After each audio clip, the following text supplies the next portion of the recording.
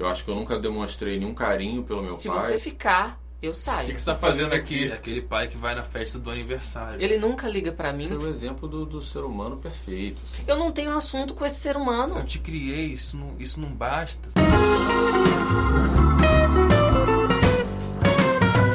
E aí, gente, tudo bem? Aqui é o Pedro de Figueiredo, fundador do Memo, e esse é mais um episódio do nosso podcast. O tema de hoje é como a ausência total ou parcial de uma figura paterna afeta o nosso desenvolvimento enquanto homens. Então a gente vai debater aqui a nossa relação enquanto filhos com os nossos pais, nossas histórias, nossas vivências e como isso de fato tem afetado ou não a nossa postura de hoje como homens adultos. Para debater um pouco disso comigo, estão aqui, como sempre, Samuel Tonin, o do Samuca, da Sobrebarba. Beleza, galera? Theo Costa. E aí, meu povo? E o querido Caio César. Oi, gente, tudo bom? Que, por acaso, foi ele quem trouxe o assunto para a gente debater nos nossos encontros do Memo. Eu acho importante a gente trazer isso de novo, que esses assuntos que a gente debate aqui no podcast, eles são originados pelos temas que a gente debate nos nossos encontros presenciais do Memo. E por isso eu gostaria que Caio, por favor, introduza o tema aí, dizendo por que você trouxe o tema, quais foram as suas motivações, o que foi isso para você e tudo mais. Bom, a minha história familiar é um pouco diferente. Eu fui criado pela minha tia, que é irmã da minha mãe. A minha mãe faleceu quando eu tinha uns 9 meses de idade. E o que a minha família me contava é que minha mãe tinha falecido sem dizer quem era o meu pai. Depois eu fiquei sabendo que a família inteira já sabia quem era o meu pai. Minha mãe só disse isso porque o meu pai tem uma história de vida muito difícil também, né? Também cresceu sem pai, também cresceu sem uma família. E minha mãe, antes de falecer, queria que eu tivesse, entre aspas, uma família comum, com pai, mãe, irmãos. Então eu fui criado pela minha tia e pelo meu tio, dentro dessa família, entre aspas, comum, né? E fui conhecer o meu pai, já saber que ele existia, quem ele era, quando eu tinha uns 14 anos. E isso impactou muito a minha vida, assim. Primeiro porque esse meu pai que me criou, por exemplo, esse meu tio, não me criou de fato. Ele se separou da minha mãe quando eu tinha uns 5 anos, e desde então minha mãe criou eu e os meus irmãos, só ele e Deus. E essa coisa de não saber quem era o meu pai me impactou muito, porque isso me trouxe várias questões na minha cabeça do porquê minha mãe não tinha contado quem era. Se ela de fato não sabia, ou se ele era uma pessoa muito ruim ao ponto dela não querer dizer quem era. Enfim, e aí com 14 anos que eu conheci o meu pai, estranhamente já conhecia ele, porque ele mora em frente à casa de uma outra tia minha que eu passava férias, então eu via ele sempre, só não tinha nenhuma noção que ele era o meu pai, mas não era uma figura completamente estranha na minha vida. E a partir de então a gente conversou muito, ele contou a história dele, como foi, como tudo se deu. Eu imaginava, por exemplo, que ele sabia da minha existência, mas não queria saber de mim, não queria ser o meu pai. Então isso influenciou muito essa minha vida inicial, assim, de infância e adolescência, que eu tenho certeza que me fez muita falta, assim. Eu sempre tive uma dificuldade muito grande de me abrir para outros homens. Esse meu pai de criação, como eu disse, saiu de casa. Eu tinha um irmão mais velho, tenho um irmão mais velho, mas ele foi para a Marinha quando eu era muito novo, então ele saiu de casa também, eu era muito novo. Então isso, acho que o que mais me impactou foi perceber que eu não tinha muito com quem conversar sobre muitas coisas que são do universo masculino, né? Então, a minha estadia hoje dentro do debate de masculinidade vem muito para também tentar preencher esse espaço na minha vida, assim. Então, é uma coisa que eu tenho trabalhado constantemente. Hoje sou muito amigo do meu pai, ele é muito presente na minha vida, mas esses laços ainda estão sendo construídos de uma forma que fique bom para todos nós. E demorou ter essa relação? Demorou um pouco, assim. O que facilitou foi que a gente começou a ter bastante contato, que eu fui estudar na escola que ele dá aula, que ele é professor de história, então a gente começou a se ver muito. Mas no início foi meio assim, mas o que fez bastante diferença foi porque ele quis, assim, ele quis ser presente na minha vida mesmo. Não foi do tipo, ou eu sou seu pai, vem aqui contar a história e fé em Deus. Ele realmente se esforçou bastante para poder fazer parte da minha vida. E aí, ao longo do tempo, a gente vai ficando mais velho, vai entendendo melhor as coisas. E aí hoje tá tudo certo. Cara, uma das coisas que da sua história que me chamou a atenção, e aí trazendo, né, como isso ressoou em mim, assim, foi quando você falou assim, eu nunca tive uma pessoa para conversar sobre certas coisas que eu gostaria de conversar com o meu pai. Eu também não tive essa parada. Apesar de eu saber quem era meu pai desde o momento que eu nasci, assim. Meu pai nunca se revelou para mim, né? Ele sempre foi aquela pessoa ali, chamado Walter, sempre presente enquanto figura, assim, mas não enquanto pessoa de fato afetiva na minha vida, nem nada. Então, ele era aquele típico pai que vê o filho uma vez a cada mês, 2 meses, muito por insistência da minha mãe. Então, minha mãe me forçava, literalmente, a ligar pro meu pai para eu ter esse mínimo de vínculo possível, assim, tanto com meu pai quanto com a família do meu pai, né? Eu lembro de alguns momentos quando eu ia para casa dele, eu ficava meio sem graça. Eu não queria muito estar lá. Eu queria levar sempre um primo meu para estar junto, porque eu não me sentia à vontade. E diferente do que você contou do seu pai agora, que fez questão de estar presente, eu nunca percebi isso no meu, assim. Então, é muito louco como a ausência, no seu caso é literal, né? Até os 14 anos não teve de fato essa figura, mas no meu caso é um outro tipo de ausência, assim. Se duvidar é até mais comum, assim, né? Daquele pai que está cagando baldes. Fica meio duro falar isso, eu até me sinto um pouco mal de colocar dessa forma, mas se duvidar era isso mesmo. Meu pai nunca pagou pensão, nunca nem cumpriu com essas questões mais básicas, assim. Eu lembro uma vez que ele tentou se aproximar um pouco de mim, quando eu já tinha mais ou menos 14, 15 anos, ainda estava no colégio. E ele veio com uma história de agradecer muito a minha mãe por todo o esforço que ela tinha feito e tudo mais. E que ele queria estar um pouco mais junto. E aí começou a pagar a minha escola. Ele começou a pagar a minha escola e nos primeiros meses a coisa estava rolando. E logo depois ele começou a atrasar o pagamento da escola. E o que minha mãe fez? Começou a pagar. E pedia para eu ligar para ele, para que ele pudesse pagar aquela mensalidade que já estava atrasada. Mas nada muito além disso, assim, infelizmente, né?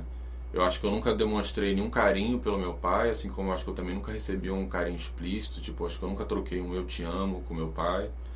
E minha mãe foi mais uma dessas mães solo, né, como costumam dizer aí, que me criou praticamente sozinho, assim, sem nenhum tipo de ajuda, nem financeira, nem psicológica. E eu queria ouvir o Samuca e o Theo em relação aos pais deles também. Cara, meu pai sempre foi presente, até pelo o que eu vejo nas fotos, sabe, de quando era criança, assim, tipo, ele ajudando a minha mãe a me trocar, ele cuidando. Então, assim, mas o que a vida toda eu ouvi, eu percebia, principalmente na hora da bronca, na hora de qualquer coisa desse tipo, era uma comparação com o pai dele, uma comparação com o avô, sabe? Que como na época dele eles eram criados diferentes, de um jeito muito mais austero.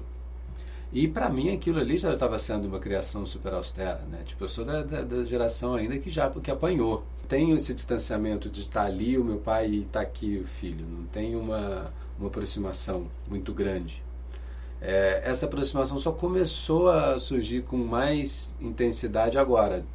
Há poucos meses, a minha mãe faleceu no ano passado, e aí nesse período eu acho que tudo aquilo que eu sentia, aqueles detalhes que faltavam para uma aproximação um pouco maior, eles começaram a acontecer porque a gente estava num nível muito mais próximo.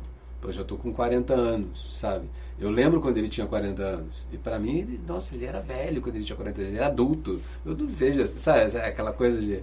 ele usava umas roupas, né, de gente adulta, né? Então, era muito diferente. E hoje a gente tem uma conversa muito mais de igual para igual. Assim, a gente está super amigo, sabe? A gente troca WhatsApp. Eu ensinei ele a usar o Instagram esses dias e agora estou seguindo ele no Instagram. Então tá tá divertido, assim, ver essa outra faceta dele que eu não conhecia. Ele é um cara muito mais divertido e legal do que eu me deixava perceber. É interessante estar nessa posição em que você percebe tantas histórias e nuances do mesmo ser, né, entre aspas. Porque no meu caso, meu pai estava ali e não estava ali. Assim. Era uma pessoa com que você não podia contar. Era o típico... Minha mãe...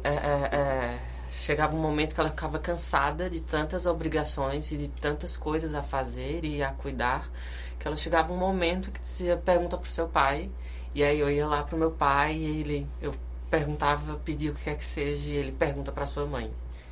E isso foi doloroso por muito tempo, porque eu também via os outros amigos com seus pais heróis, e eu não existia o meu pai herói, assim.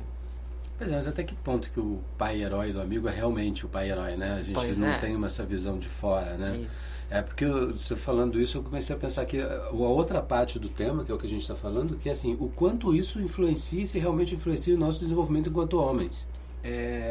Veio dos meus pais o entendimento de que ser um homem gay era errado, por exemplo. Meu pai, ele entrava num silêncio em que era impenetrável, ele não expressava o que ele estava sentindo, ele não expressava o que estava se passando com ele simplesmente se enclausurava, assim.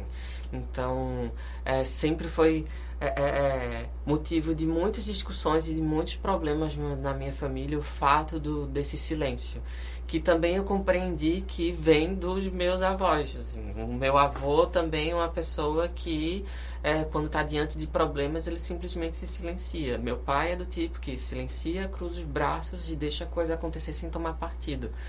Então, até um tempo atrás, era essa a minha realidade, de simplesmente me silenciar diante das coisas e continuar me enclausurando e sofrendo sozinho. Acredito que o ponto de virada foi quando eu conheci comunicação não violenta e vi que eu podia expressar minha verdade, podia acolher a verdade do outro a partir de um lugar mais genuíno, mais sadio. É muito louco, porque você falando isso tudo, Theo, eu comecei a lembrar como meu pai era visto dentro da família. Meu pai sempre foi muito admirado pela família, né? A minha família por parte de pai. Acho que as pessoas não têm a menor noção do que eu penso em relação às coisas que eu estava colocando, assim. A minha relação com homens com certeza não foi construída a partir da minha relação com meu pai, assim. Pra mim, o que, assim, hoje eu vejo, até por ter um pai presente na minha vida hoje, o quanto faltou pra mim uma figura paterna, mas principalmente faltou uma figura paterna de um homem negro, né? E isso me trouxe várias lembranças do porquê eu me sentia tão sozinho em diversos aspectos. Essa minha mãe que me criou, minha mãe de criação, ela casou com um cara branco e os meus irmãos são brancos.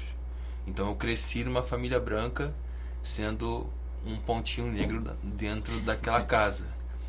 Eu posso dizer com toda a sinceridade do mundo que tanto minha mãe quanto os meus irmãos nunca fizeram diferença alguma sobre mim. Eu sempre fui filho e era muito legal porque eu sou o filho mais novo, né? Então quando alguém perguntava para os meus irmãos se a gente era irmão, eles falavam, sim, somos irmãos, mas são irmãos do mesmo pai, da mesma mãe? Eu falava, sim, mesmo pai e mesma mãe. E eles me defendiam demais, assim, não era tipo assim, ele é meu primo, ele é meu irmão de outro lugar. Não, é o mesmo pai e a mesma mãe. Mora com a gente. Não tinha isso, sabe? Então, isso é uma coisa que eu nunca posso reclamar, porque de fato os meus irmãos nunca fizeram nenhuma diferença sobre mim nesse sentido. Mas a família do meu pai em si, por mais que talvez eles não quisessem, tinha um olhar de tipo, coitadinho do Caio, né? E era uma família do meu pai também toda branca. Os irmãos do meu pai, que são meus tios, são todos brancos, casaram com mulheres brancas e tiveram filhos brancos. Então quando tinha alguma festa, por exemplo, da família do meu pai, eu me sentia muito, muito perdido, assim. Era uma coisa que eu só entendo hoje. Naquela época eu não entendia, mas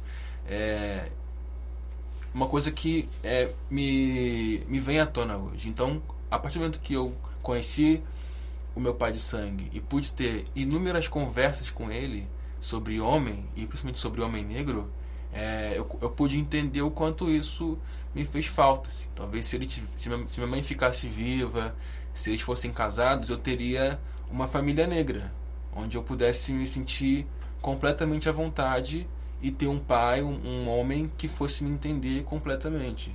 E eu já vejo, por exemplo, que meu pai passou por inúmeras coisas que eu passei também, e as conversas que a gente tem hoje são muito mais tipo, intensas, assim, porque são dois homens negros conversando sobre vivências que a gente passou iguais. Assim.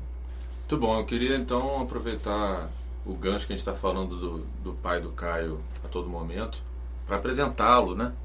Paulo, por favor, se apresente aí como o pai do Caio. Olá, eu sou Paulo Cerqueira, sou professor de História, sou pastor evangélico e também o pai do Caio. Eu, ainda pequeno, com 4 anos, perdi o meu pai, ele faleceu, e nesse momento a minha mãe também me abandonou e eu acabei vivendo nas ruas, vivendo na Funabem e lares adotivos. Foram dias muito difíceis, isso aí foi no período da ditadura, na década de 70, 60, 70, na década de 80. E a ausência do meu pai marcou tremendamente a minha vida. Eu sei que naturalmente eu talvez não tivesse essa boa relação com meus filhos, já que eu não tive isso enquanto criança. Eu não tive uma referência de pai. Como as pessoas costumam dizer que o pai é que ensina a gente a ser homem. Eu aprendi a ser homem nas ruas. Aprendi a respeitar pessoas pelo próprio medo. Se eu tenho algum problema hoje por não ter pai, eu acredito que sim. Às vezes eu tenho pouca paciência para fraquezas, para medos, mas também me criou, sabe, uma necessidade muito grande de amá-los, de estar presente na vida deles, porque eu sei o quanto é difícil a ausência de um pai. Eu sei o quanto o filho teme o mundo quando ele não tem uma referência paterna. A ausência do meu pai me mostrou a necessidade de estar sempre do lado dos meus filhos, de ser sempre parceiro, amigo, porque eu sei a falta que o meu pai me fez. É isso, gente. Um abraço. Muito legal, muito maneiro ouvir a voz do seu pai, conhecê-lo minimamente aí. E ele falou umas coisas muito interessantes que também geram reflexões pra gente, assim, né? Os nossos pais se relacionavam assim com a gente, se relacionam assim com a gente, e como que os nossos pais se relacionaram com os nossos avós, né? Que eu acho que é uma discussão importante pra gente ter e refletir, que a gente trouxe aqui, né? O Samuca falando, o Theo também falou do avô, também ajuda a gente a se colocar no lugar dele, assim, né? Do outro, entender talvez alguns porquês dessa relação que eles têm com a gente, assim. Para dar sequência no nosso papo aqui, eu queria trazer um depoimento do Thiago Cor, pai da Yara, naturólogo e idealizador do projeto Homem Paterno. Vamos nessa.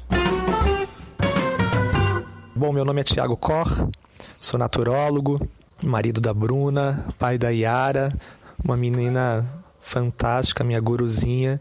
Sou idealizador do projeto Homem Paterno, um projeto que recém completou 1 ano e onde o objetivo é estar oferecendo então suporte, acompanhamento e orientação para homens durante a gestação, parto e puerpério. Outro dia eu estava lendo uma pesquisa do Datafolha, onde 70% dos jovens da antiga FEBEM não tinham referências paternas positivas, não tinham nem o registro também dos pais nas suas identidades. Então acho que essa é uma reflexão para a gente estar fazendo junto aqui também, né? O quanto uma ausência paterna ou uma influência negativa do pai, que às vezes pode ser tão prejudicial ou mais que uma própria ausência, pode ter na vida dos homens, né? Essa reflexão eu sempre faço porque quando nos tornamos pais, né, uma das reflexões que são necessárias, pelo menos eu incentivo, é pensar o que nós queremos replicar. né? Então, vamos olhar, então, realmente para nossas referências paternas, as existentes ou não, porque às vezes muitas referências paternas nem são mesmo dos pais, são de avós, por exemplo. E o que a gente quer replicar, né? O que a gente quer para a gente, para os nossos filhos e para o mundo. Eu acho que é isso. Valeu, abraço! Valeu, Thiago. Obrigado aí pelo seu depoimento. Queria saber se alguém queria se colocar de alguma forma.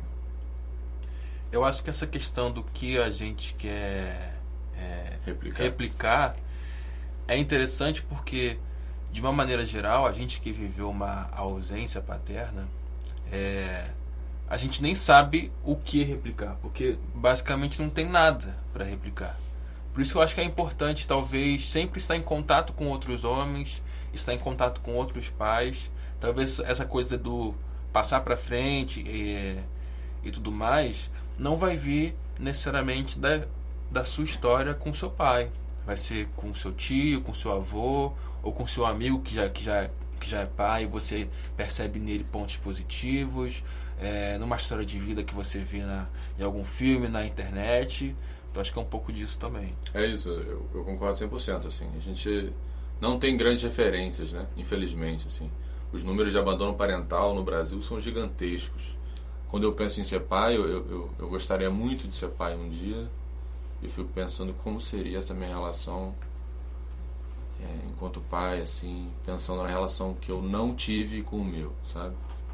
Agora, para dar uma enriquecida ainda maior no debate, a gente trouxe a Marina Jerk, que estuda parentalidade e é companheira de um dos participantes dos nossos encontros do Memo também. Vamos nessa. Oi, tudo bom? Eu sou a Marina Jerk, eu sou mãe da Nina. E desde que minha filha chegou, eu venho estudando muito sobre parentalidade, né? Atualmente, o conceito de parentalidade, ele vem sendo utilizado para descrever um conjunto de atividades desempenhadas pelos adultos de referência de uma criança, com o papel de assegurar a sobrevivência da criança e o seu desenvolvimento pleno. De todas as palestras que eu já fiz sobre temas, workshops, rodas de conversa e até os atendimentos individuais, me chama a atenção sempre a ausência quase que total dos pais nesses encontros.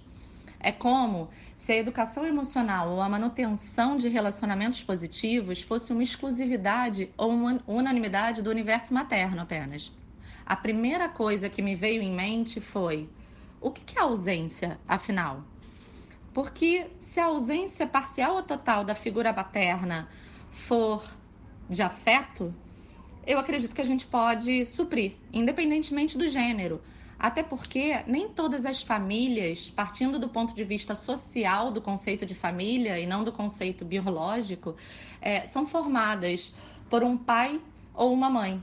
Tem famílias com 2 pais, tem famílias com 2 mães, tem famílias em que a mãe morreu no parto, que o pai morreu durante a gestação. Mas se for pela ausência de uma figura masculina ou feminina, essa referência pode ser substituída por outra pessoa do mesmo gênero. E a pergunta que eu quero fazer para vocês é: como que, como homens, vocês podem fazer para se tornarem referências para colaborarem com o desenvolvimento de outros homens e, sobretudo, com o desenvolvimento de outros indivíduos? Obrigada. Muito bom. Excelente pergunta, assim, acho que fez a gente pensar bastante aqui. É o tipo de pergunta assim que você precisa de um tempo e arrepia um pouco. Pelo menos foi o que eu alcancei quando eu vi a primeira vez e alcancei novamente.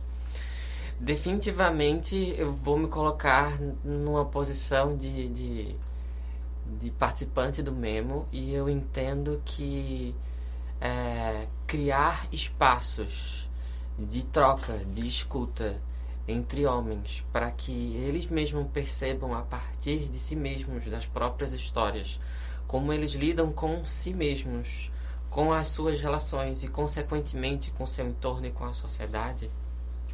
Sem sombra de dúvida, eu acredito que estou nesse papel e nesse lugar de enxergar a paternidade ou de enxergar a construção de outros seres humanos e a colaboração no cuidado e educação de outros seres humanos a partir desse olhar de questionar-se e de permitir-se incomodar. Eu costumo dizer que, pessoalmente falando, que o Memo é um espaço de cura, mas não algo de tipo, curou, melhorou. Não, é um lugar de curar relações, de curar o meu olhar diante de relações. Demais, irmão. Adorei. Essa pergunta me remete à minha atuação em sala de aula, né? Eu gosto de conversar com os meus amigos que parece que eu me tornei pai antes de ser pai. Muito bom. Porque eu dou aula hoje para crianças de 11 anos, 12 anos, num lugar bastante pobre ainda, e que, obviamente, eles têm uma série de questões com os seus próprios pais. E aí vão para a escola e buscam essa figura masculina em outras pessoas, inclusive em nós, homens, que estamos ali dando aula.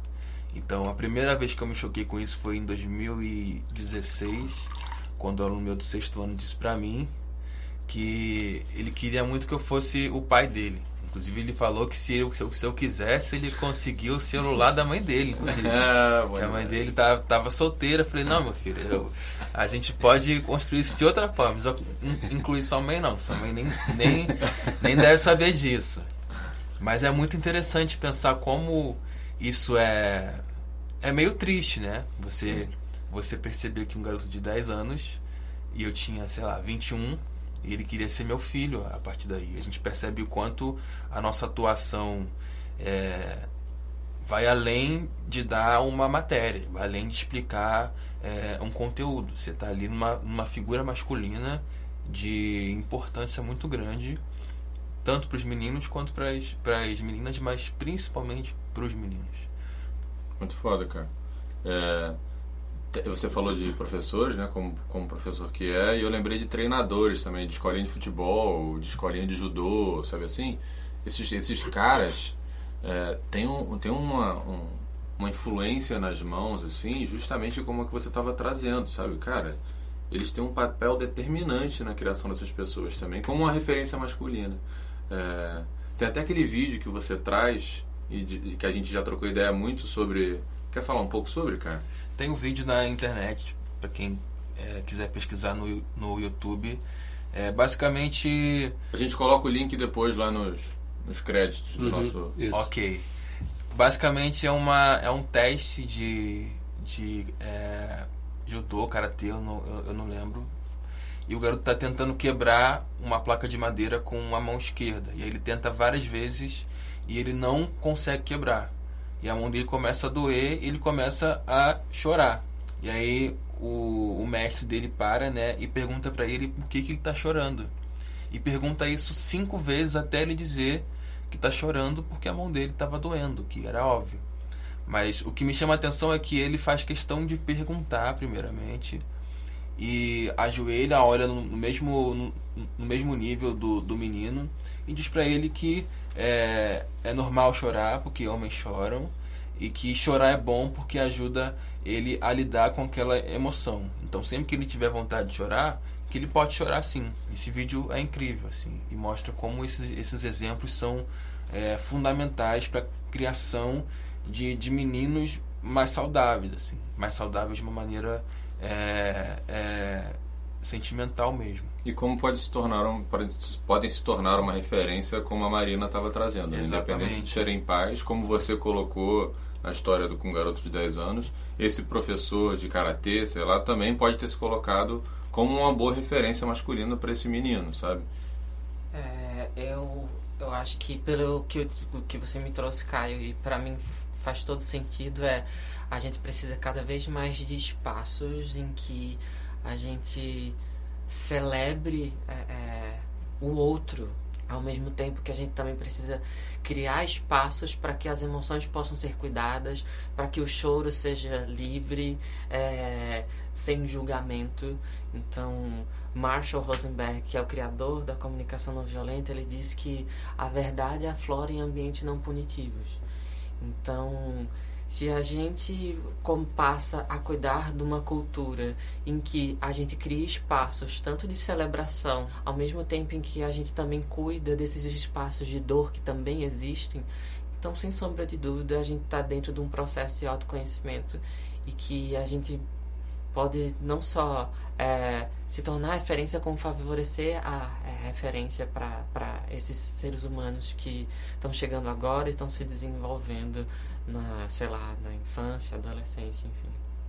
É a falta de uma figura masculina ou a falta de um afeto? Exatamente. Se é de Ou afeto, ausência, né? a mãe, a tia, mulheres, e eu acho que isso é muito importante ter nesse episódio, porque assim, quando eu não participei do encontro, então quando o Pedro me falou sobre a ausência total ou parcial, o primeiro alerta que ligou foi, pô, mas e todas as mulheres que cuidam dos filhos? A gente está falando que não é suficiente, que o cara não vai se desenvolver plenamente como homem porque ele não teve uma figura paterna? E casais de mulheres que adotam E casais de uma mulheres. criança.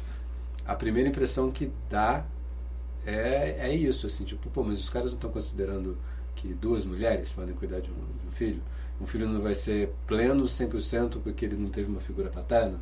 A chance de um cara ter um desenvolvimento como homem melhor na sociedade hoje, né, totalmente machista, né, e homofóbica e tudo mais, a chance de o cara se desenvolver como homem de uma maneira melhor é até melhor com 2 mulheres do que com um casal hétero, se for ver, ou com uma mãe solteira do que com uma mãe com um pai, que o pai vai passar para ele toda essa referência machista e que veio do avô e que veio do bisavô, e aí junta tudo isso, né? É porque essa passada de cultura não necessariamente Não pode vir do necessariamente pai, vir do pode pai. vir da rua também. Exato, pode Então, vir da rua. Mas como a gente está acho- falando de ausência paterna, Mas o ponto Não. é trazer, eu acho que o ponto do episódio como um todo é trazer a responsabilização do pai na criação da criança. sim. Entendeu? E uma coisa É. que eu preciso dizer é que, por exemplo, se é possível que 2 mulheres criem um homem muito bem criado, mas eu acho que sempre falta. Eu acho que essa é uma das grandes questões do mesmo. Eu acho que é isso que ela falou. A gente sabe, por exemplo, que uma mulher nunca vai entender a gente de uma maneira plena. Então, talvez essa falta não seja uma falta de afeto, mas uma falta de que as suas 2 mães, por exemplo, mais que te criaram de uma maneira perfeita e você se tornou um homem muito melhor do que talvez criado por um homem, ainda assim tem várias questões que você não vai conseguir trocar com ela. Então isso não precisa ser necessariamente um pai, É. mas precisaria ter um homem. É a mesma coisa se eu e você criássemos uma filha mulher. A gente pode criar uma menina da maneira mais espetacular possível. Eu, enquanto pai, teria uma grande preocupação em manter mulheres próximas a ela, onde ela pudesse ter referências de mulheres que não passassem por mim. Como o Caio trouxe da questão do homem negro. Exato. Que ele não tinha essa figura do homem negro como referência dentro de casa. E que quando começou a ter, como as coisas mudaram. Porque eu posso dizer também com toda franqueza, assim, se meu pai de criação branco fosse um super pai foda presente, ainda assim eu ia sentir falta. Porque são coisas que ele não vai entender mesmo. É o que a Marina assim falou, como a né? gente É uma debate no ausência- mesmo. assim. Não é ausência de afeto, é ausência de uma figura masculina quando a gente entende sobre a ausência paterna. Com certeza. Porque eu não. sinto também que às vezes pode ficar uma coisa tipo, então se a mãe basta, beleza. Pra que o homem pra se quê? envolver, né? Vai Deixa se como envolver tá. pra quê, sabe? Na verdade, isso. o meu receio é esse. Exato. É outro. E uma Quando coisa você que- traz essas questões, fica parecendo, na verdade, que assim, então o pai nem precisa de fato se responsabilizar. É. Deixa a mãe cuidando aí, porque a mãe já dá conta. E o assunto e o envolvimento do Memo nessa questão é justamente para falar que não. Que é muito importante, sim, que o pai se envolva e se responsabilize na criação dos filhos. Então é uma outra visão. E não tendo um pai, que exista uma figura masculina. exatamente. nessa Isso. direção. Sendo Isso tio, sendo treinador, sendo professor, seja quem quer que seja. Isso me traz até uma questão que uma vez eu ouvi até da minha mãe mesmo, assim, ela disse que hoje em dia não dá pra gente ser só mãe dos nossos filhos. A gente precisa ser mãe do filho dos outros. Então, isso, por exemplo, na minha rua, por exemplo, onde eu moro, é muito comum. Ainda mais quando você tem mães que são mães solos e precisa trabalhar. Eu já fiquei na casa de inúmeras vizinhas que agiam como se fossem a minha mãe. Me davam comida, me davam um esporro, me ensinavam dever. É isso. Então hoje também é assumir não só um papel de pai pro filho que eu fiz, mas assumir um papel de exemplo Responsável, masculino né? responsável para todo mundo. Então, quando Marina traz sobre o que é ausência, eu acredito que a gente chega num lugar de... É sobre a ausência de responsabilidade que a gente está falando, porque diante de tudo que foi colocado aqui, de uma certa forma foi o que eu senti. Assim, eu vi esse homem presente dentro da minha casa, mas ele não era responsável por nada. Afetivamente, exato, emocionalmente. Afetivamente, emocionalmente, financeiramente também, porque minha mãe que pagava as contas. É isso aí. Então, se enquanto ser humano, percebo que esse ser humano está aqui, ou ele existe, e ele se ausenta da responsabilidade dele na minha formação, cara, eu não vou sentir falta desse ser humano, eu vou acabar excluindo ele dos meus círculos, eu não vou fazer questão da presença dele. Pra mim, assim, o exemplo maior e principal disso foi no ano 2000, em que eu estava saindo do ensino fundamental, a turma do colégio combinou todos para irem para uma pizzaria, foi uma super festa, de repente chega o meu pai. E eu fico assim... O que você está fazendo aqui?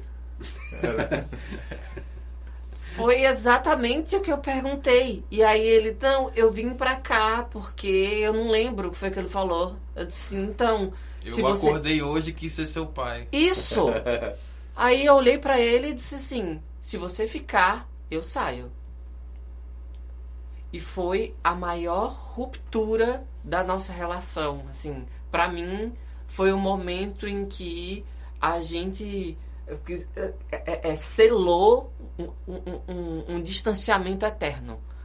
Porque eu não enxergo, não há mais, assim, é como se eu não enxergasse mais nada antes disso, assim. Pra mim foi o episódio em que esse homem nunca viu minhas notas, não sabia o nome dos meus colegas de escola, não sabia nada sobre os meus professores, não sabia nada sobre mim, não sabia nada sobre minha vida, o que eu lia, o que eu fazia, não sabia nada. E de repente ele tá dentro da festa com os meus amigos. É aquele pai que vai na festa do aniversário, né? Aí tira foto, bota no Facebook, fica brincando que é pai do ano.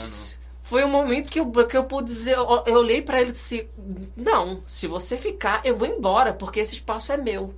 Minha mãe ficou super puta comigo, ele passou a não falar mais comigo, a relação da gente já era quase nada, e virou muito menos que isso.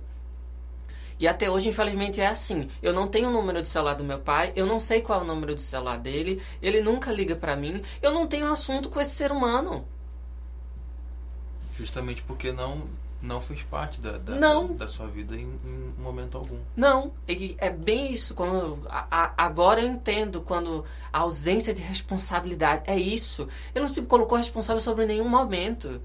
Eu não senti responsável sobre mim, sobre o que eu senti em nenhum momento. Então não tem pra que eu compartilhar nada com esse ser humano. Seja a minha festa lá no ano 2000 ou a conquista que eu tive semana passada. Não faz sentido. Ele tem o título de pai do Theo, mas ele nunca mereceu esse título. Né? Exato. Pra mim, não. Tomou esse título pra si, né? Não. Eu acho muito simbólico essa coisa do pai, sabe? Porque a gente sabe que esse afeto ele pode ser preenchido por outros homens, mas eu acho que o pai sempre pesa na gente, sabe? Mesmo que você, ou você Theo, ou você Pedro, tivesse um outro cara que suprisse essa demanda de ser pai, ainda assim haveria uma angústia. E o meu pai, né? Sabe? E o meu pai mesmo. Eu falo muito isso por mim, da minha mãe, assim. Foi uma conversa que eu tive com a minha mãe de criação uma vez, que ela até falou isso, tipo assim, mas eu te criei, isso não basta, tipo, eu não fui sua mãe. Eu falei, mãe, não é isso, tipo, eu sou muito grata a você. Você foi minha mãe, você foi a pessoa que me criou, me deu tudo. Mas ainda assim eu sinto falta da minha mãe de sangue. Eu queria que ela tivesse. Eu queria ter duas mães, sabe? Se eu pudesse ter. Então, eu acho que essa questão vai além, assim. Acho que eu vejo, por exemplo, os meus alunos, por mais que eles me tenham como pai, alguns, ainda assim eles sentem falta do pai mesmo, sabe? Do pai de sangue, de criação. Ou pai que, sei lá, criou ele de fato. O desejo do aluno de querer que você seja pai, na verdade, é ele ter um pai, né? Exato. E acho que mesmo que talvez uma outra pessoa, um outro cara exerça esse papel, pode ser que, assim, pode ser, né? Nada é certo, mas pode ser que ainda fique uma falta nesse sentido. Eu acho muito importante que os caras que são pais assumam a sua responsabilidade, mesmo que um outro homem já faça parte da vida do seu filho, e você acha que esse outro homem já dá conta e tudo mais, ainda assim se esforce para fazer parte da vida dele, porque provavelmente ele também sente falta de você. E não vai ser uma coisa que vai fazer mal, vai ser mais um pai. Se já existe um outro homem exercendo esse papel, exerça também. Para o seu filho vai ser ainda melhor. Ele vai ter 2 pais, 3 pais, 4 pais. Quanto mais pai, melhor. Entendeu? Pô, acho que depois de quantos mais pais, melhor, a gente consegue encerrar nosso episódio de uma forma legal, positiva, né? Chamando todos os homens aqui para se responsabilizarem, seja como pai, seja como uma referência. Então é isso, galera. Eu queria agradecer mais uma vez ao Caio César por ter proposto esse tema no encontro e ter trazido isso aqui para o nosso podcast. Ao Theo, por essa história maravilhosa que você acabou de narrar pra gente aqui, muito foda. Ao Samuca e a Sobrebarba por estar ajudando a produzir, a fazer isso aqui ser possível de acontecer. E ao Caio Correia, que é o nosso editor, que ficou quietinho nesse episódio, mas que é um cara muito importante para todos nós aqui. E é isso, gente. Muito obrigado mais uma vez aí. Espero que gostem do nosso podcast. E um grande beijo.